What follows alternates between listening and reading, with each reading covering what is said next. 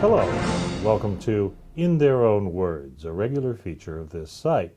Our guest today is Representative Heather Sirocki. She's a Republican from Scarborough. And Heather, why don't you tell us a little bit about how you got into politics and a little bit about your background as well. I am what I consider your common person. I work in a dental office. I'm a registered dental hygienist. I've been at the same place since 1982. I have 3 children, 2 are in college, 1 still in high school. I'm married, have lived in Scarborough for 27 years, and as time went on, working in the office, dealing with different patients and people, I started to feel this frustration level building in the state, realizing we have some significant fiscal issues, and there was a lot of concern there, and I got involved and started paying attention. In that I am fairly new to politics and wanted to make a difference.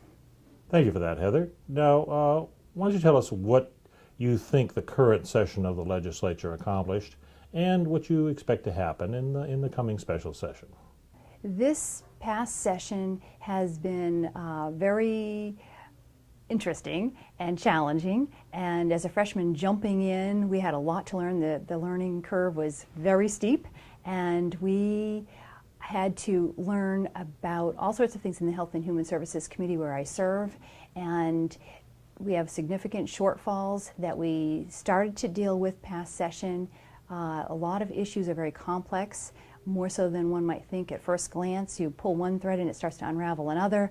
We hadn't paid our hospitals, and yet at the same time a lot of procedures had been double or triple billed, so we had some significant defects to deal with.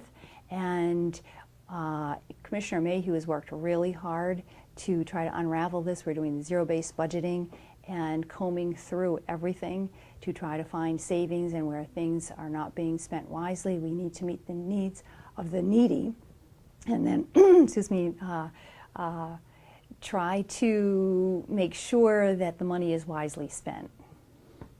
Okay, that's your current and your ongoing goal, but what particularly can be accomplished in the coming session?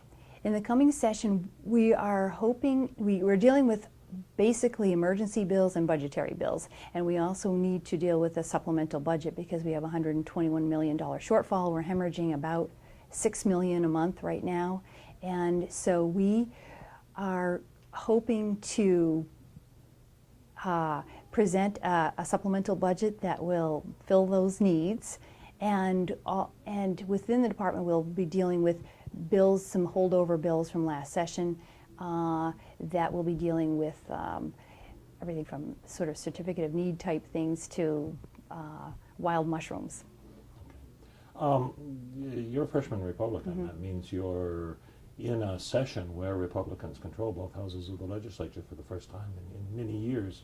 Why do you think Maine voters decided to elect a Republican majority this time around rather than stay with the Democrats? Well, in the office where I work, I do talk with a lot of people, and I think there was a lot of frustration that's been building over the years with basically 40 years with one party in control. The longtime Democrats I've spoken to were extremely frustrated. They didn't feel that progress was being made at all, and their voices weren't heard, and they took voter registration cards for me, and they changed parties so they could vote in the primary, so they could really, they were that frustrated. They wanted to make a difference and wanted a different tone in Augusta. They wanted their voice to be heard. They wanted Augusta to understand that they're back home working hard, and they're not seeing that translate into policy. What do Republicans have to do to earn the right to be reelected to a majority in the next election? We definitely need to show we've made some headway, and I think we have. We've made progress with regulatory reform. With Treasurer Bruce Poliquin, we've been able to tackle some of the pension reform issues. Health and Human Services has begun the long road to turning some things around there. We'd like to get to the national average, would be great. And it's a little more difficult than it may seem. We have a very generous way of dealing with a lot of issues in the state of Maine, and we have some education reform issues that we've tackled now. We have charter schools that look like they'll be going forward, and we have had the largest tax cut in Maine's history. So there are a number of issues that we've done well with in the first 6 months, really, that we were in session.